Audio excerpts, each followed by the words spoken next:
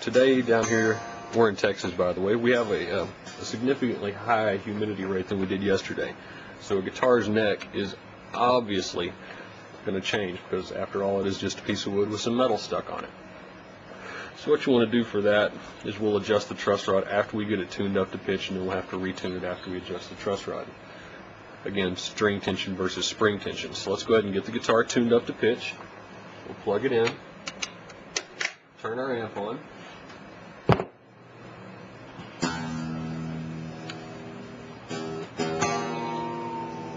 Oh yeah, that's close, isn't it?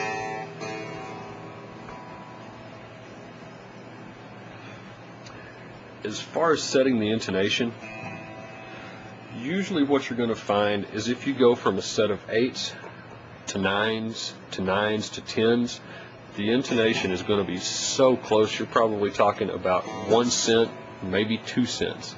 And if being out of intonation that much bothers you, it's a good idea to go ahead and invest in a good strobe tuner.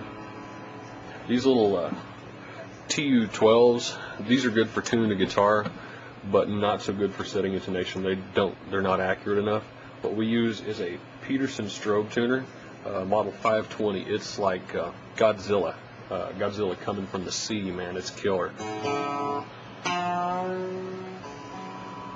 What we're going to do is kind of rough this in. Let's go ahead and bring the E up. We're just going to go ahead and tune this to a standard A440 or concert pitch. Not going to do any fancy tunings on this because all we're worried about is getting the Floyd set up.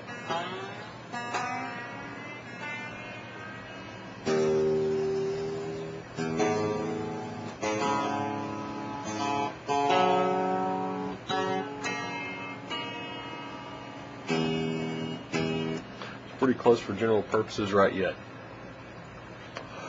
Okay, from here, what we want to do, let's focus in on the truss rod. If you've never sighted down a neck, what you want to do is bring the guitar neck up. Look down from the headstock area. Look down the headstock. Look down the side of the neck towards the body. And what you're going to want to do is catch a light source on the edge of the guitar, so that way you can see if the neck is actually sloping back or sloping forward, whether it has strain or relief. Strain means the guitar neck is bending backwards.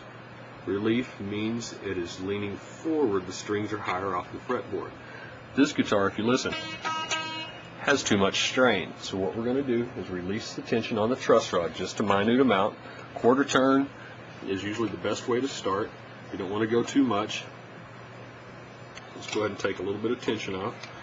It's always a real good idea to go ahead and have the proper wrench. So once you strip this truss rod nut out, it's a beast to replace. And it's not fun and it's not cheap. It can be done, but it is not a fun thing. There's 1/4 turn. There's a 1/2 a turn. 1/2 a turn looks like it's pretty close. Go ahead and sighten down the neck to make sure that everything looks in line. Sometimes, depending on how long the guitar has been out of whack meaning that the truss rod is not adjusted properly, it may take a couple of seconds or a little more for the neck to come back into where it's supposed to be. And we're right on right